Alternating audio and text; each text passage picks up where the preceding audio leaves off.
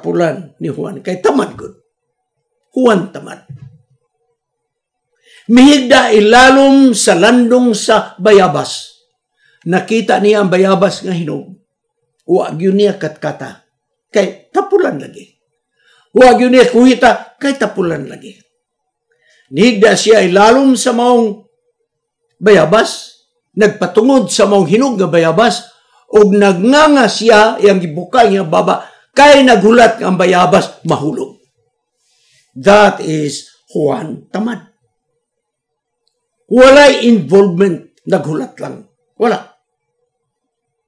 Mga kaigsunan, kung ang atong batasan sama ni Juan tamad, maghuwat-huwat lang ta o kisay muling ko diha, nga di ta magpadayag, sumala sa katarong igsoon.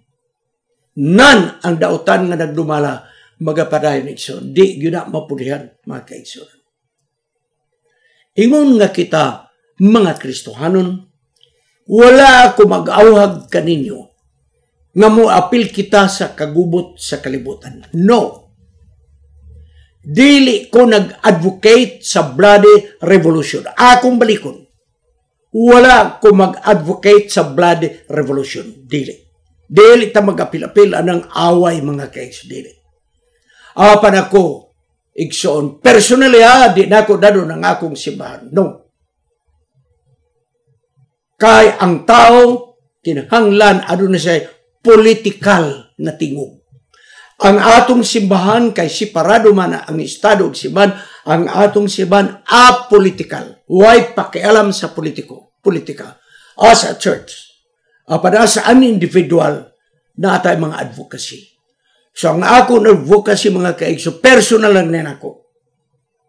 Gusto lang ako express ang akong katungod. Ingon ako usa ka citizen nini nga Republic sa Pilipinas. Ako balikon. Dili ako ga-advocate sa bloody revolution. Dili. Kanang makigasdan ta makigaway, no, dili ko na. Apan ang akong advocacy gitawag non-violent or passive revolution. Non-violent or passive revolution. So akong explain unsa ning non-violent o passive revolution. Ang mga dagkong advocate sa kalibutan, igsoon mo si Mahatma Gandhi sa India. O ang moderno nga nag-advocate sa non-violent revolution o non-bloody revolution, ang bago igsoon mo si Martin Luther King Jr. sa Amerika. Okay, tinagsaon na ito ni. Si Mahatma Gandhi mga kaigsunan, taga-India, na ilalom sa pila ka mga tuig ang India sa British government. Ug nakita niya ang pagdaog-daog sa mga British batok sa mga tao sa India. Ekonomiya giyak-an sa British government. Bisan asin mga kaigsunan, gidili nga mga Indian magluto og asin gikan sa dagat. Dakpon ang buhat og asin. Kay kinahanglan ang British government mo'y mag-import og asin sa lain nga nasod ug ibaligya sa India ang asin. Kuno na rin na iso. Ugonya sa mga sakyanan ug sa uban pa. Musahit lagi ko mga importante nga butang. Sa ilang train mga kaigsunan. Ang first few coaches, kanabang murag trailer igsoon nga putol-putol. Para yun na sa British nga mga tao, mga puti. O dito na tumoy mga kaigsunan para na to sa colored people. Kiniigsoon si Mahatma Gandhi, nag-iskoy na sa Cambridge University, abogado ni, banggiitan ng abogado. Pero nag-lead out siya og non-violent revolution. Nagsulat siya batok sa British government. Kapila siya gidakop, magpadakop siya. Kung kulatahon, why problema? Di siya musukol. Padagpadayon na yung protesta. Gituyo niya nga misakay og train. Ugwa siya mo sakay dito sa pinakatungoy. Dito siya nisakay sa coach nga para sa mga puti. Na siya ticket. Pag angkas ragyod niya kay musakay sa lingkuranan sa coach sa mga puti, gitulod siya sa konduktor. Awara dito mo sa atras. Nibalik siya, gitulod siya. Sa diha nga dili gyud sa mutuo mga kaigsunan sa mga konduktor. Gialsa siya sa mga guard o pulis. Gisakwat siya. O dito, gipaslat sa coach para sa mga colored people. Wa siya makasakay sa coach para sa mga puti. Nagreklamo siya? Wala. Nagsulat siya mga kaigsunan. Dito samtang sa tren nagsulat siya. Aniya, taas ang gisulat nga artikel, itong imprinta pa ni Adinhi, ang iya sinuntian nga di malimtan sa ribong kalibutan. Matod pa niya. If it had not been for the Christians that I have known, I might have been a Christian.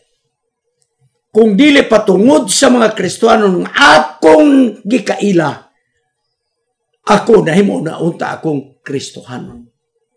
I could have been a Christian had it not for the Christian.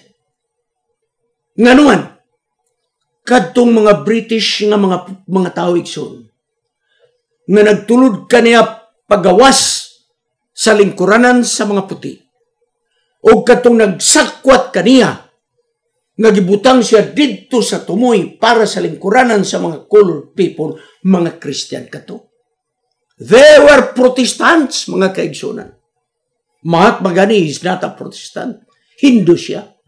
Panagyon siya, kung dili patungod sa mga Kristiyano ng akong nailhan, katong nagtulod ka na ko pagawas, katong nagsakwat na ko, gipasla ko sa lingkuranan sa mga itong mga Kristiyanos itong akong nailhan, na Kristiyano na unta ko. Igsoon sa dagan sa panahon. Besa kung saan sa Mahatma Gandhi musulti magyud. Hanto ng mga tao nilihok na yun nilihok. O eventually, nihawa ang British government sa India. Muna akong gitawag og non-violent revolution. Non-bloody revolution. Dili mo sukol. Kulataon magpakulata. Prison magpapriso. Muadto tayo igsoon ni Martin Luther King. Sa ato naman kapanahon yun. Itom ni siya nga tao. Nakita niya ang indifference sa mga itom ug puti sa Amerika. Ato nang iskutan. Total na amag yun sa record. May usa ka senador sa Amerika nga nagpakanaog og balawod. Nga kitawag kaya Velcro law or Crow law. Kaya nga apelido Crow. Matod pa niya. We are all equal. We are all equal pagkanindot paminahon. Sa ato pa puti, witom, parehas. We are all equal but different. Kada iksyon mo'y magkapalibog na to. We are all equal but different. Parehas ta, pantay ta, pero managlahi lang ta. Mga nga may balaod nga mga imnanan sa park na tubig, kanang mga faucet bitaw sa park, lahi ang para sa itom, lahi ang para sa puti. Mahinungdan nga siya nga nanay elevator. Ang elevator, i-require nga duha para sa puti, para sa itom. Apan kung pananglit, ang kumpanya dili makaprovide og duha, usara, kinahanglan, priority ang puti. Kung naay puti nga musakay, mo atras ang itom, paunahon ang puti. Kay dili pasagulon sila sa elevator. Una-una lang na iksyon. Sa eskwelahan, dili magkasagol ang mga bata ng itom o puti. Sa mga bus, iksyon, dunay lingkuranan para sa mga puti. O ang mga itom dito sa atras. Pero niyay babay, iksyon, niyay babay. Si Rosa Parks. Dito ni sa Amerika, mga kaiksyonan. December 11, 1935, sa Strikinesiang itom. Nituyog yun nga dito misakay sa lingkuranan sa mga puti, sa bus. Apan gina siya sa konduktor, adto ka sa atras. Wag yun siya mo adto sa atras. Dihargit siya. Dihigit siya mo iraw. So ang bus igsoon, mitipa sa police station, gipadakop si Rosa Parks. Ginakop siya. Nagpadakop, walang problem. Nisukol, wala mo sukol. Wala. Pero mga ito may alsada. Nag-boycott ang mga buses o inom ko kamo. kadtong pagsukol ni Rosa Parks in a non-violent way, igsoon, naka-spark sa pagpamata sa mga tao sa maong dili panagkaangay. Hangtod igsoon na si Martin Luther King mo inidala ni ining maong suga para sa panagkaangayan. Umatod pa niya mga kaigsoon, I have a dream nga akong anak nga ito makigdula sa puti ng mga kabataan. Na ako damgo nga ako mga anak mo inom sa pusit sa giimnan sa mga puti. Nagdamgo ako nga ako mga anak dili ginapili tungod sa panit apan tungod sa iyang konsensya. Mapatay ninyo ang nagdamgo apan di ninyo mapatay ang nagdamgo. Tinuod yun, napatay siya. Gipusil siya. Pero na akong ibilin ka ninyo sa pagtapos. Matod pa ni Martin Luther King, he who accepts evil without protesting against it is really cooperating with it. He who accepts evil without protesting against it is really cooperating with it. Akong binisayon. Siya nga midawat sa dautan nga walay pakiglalis o pakigbatok sa pagkatenod siya may kooperar sa dautan. So mga kaigsunan, ang Diyos magagamit ka na to sa pagpukan sa mga dautan na nagdumala sa bisag unsa nga kagamhanan. Ang Diyos nagagamit og tao sa batok nining dautan nga nagdumala mga kaigsunan. Dili pinagi sa dugo, dili pinagi sa armas. Apan ang ako igsoon advocacy is sama ni Mahatma Gandhi, sama ni Martin Luther King. Nga ibuboy sa auta, mo padagta sa atong ibati. Dili ta mga yugpos. Sabi ni igsoon kanang atong una-una nga ang teksto nga nagingon, ang Dios mo tangtang sari, ang Dios may butang sari. Dahil kita mga yugpos lang, di lang kita igsoon. Muna gingon, maayo na taog luto na. Pero di ta mo apil sa pagbasak. Di ta mo apil sa pag-ani. Di ta mo apil paglubok. Pero sa luto na igsoon, kita pa'y mo nagsukad. No? Muna gitawag sa atong isulta, mayroon ta mo daw ito hinlo. Muna nga itong attitude. So pardon me, kung marikalay atong huna-una. It's all right. Apan akong tahuron ang inyong personal na opinion. Tahura po ang akong personal na opinion. Kaya nagpadayag ako because as an individual, I am not apolitical. I have my views. As a church, I will protect my church to be apolitical. So, akong balikon. Di nato interpretahon ang Daniel na sinulat 2:21.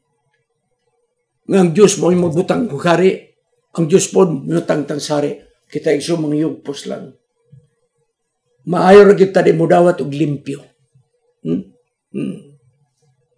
Akong balikon tong akong gingon, sa nagbasak pa, di ta mo apil. Sa pag-ani, di ta mo apil. Sa paglubok, di pa ta mo apil. Sa paglungag, di pa ta mo apil. Pagkaluto, mo apil na ta, mga kaigsunan. Makauyon mo sa akong gipadayag ug dili respetuhan na nato ang matag opinion nato mga kaigsunan. Kaya alam ka nako, may baba kita nga mutingog, may dalungan kita makadungog, may mata kita mga kita, makapadayag kita sa atong gibati. Para nako watay nalapas sa kasuguan sa Dios, nagpadayag lang ta. Magapo kita alas pagtapos. Gamhanan na Dios. Ani na ang kangilad sa kalibutan nga among gipuyan.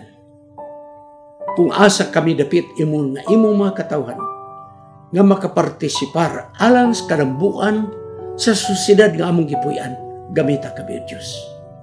Tinuod ikaw mo ay nagtangtang sa mga hari. Ikaw mo ay nagpalingkod sa mga hari. Apan among nasabtan, gagikan sa Babylonia paingon sa pagkatag-katag sa mga ginhariang gagmay sa Roma. Tao mo imong gigamit sa pagpukan sa usa ka nasod sa pagpalingkod sa usa ka hari hangtod successively napulihan ug gunya nahimong natuman ang pananaw ni Nebuchadnezzar sumala sa interpretasyon ni Daniel nga imong gihatag kaniya. Personal o Diyos ako nasabtan nga matag tao adunay katungod sa pagparticipate alang sa kauswagan sa nasod. Dili pinaagi sa dugo, dili pinaagi sa mga armas, apan pinaagi sa mga hunahuna nga pagpadayag. Salamat kay ikaw nagatubag sa among pagampo sa ngalan ni Ginoong Hesus Manluluwas. Amen. Kining inyong higala si Pastor Wendell Munggaya Serrano nga inyong igsoon usab magkapadasig sa matag sa kaninyo sa pag-like, pag-share, labaw sa tanan sa pag-subscribe sa atong YouTube channel ng pangalan Wendell Munggaya Serrano ug ayaw kalimot sa pag-click sa notification bell hangtod sa sunod nga higayon magkita na usab kita.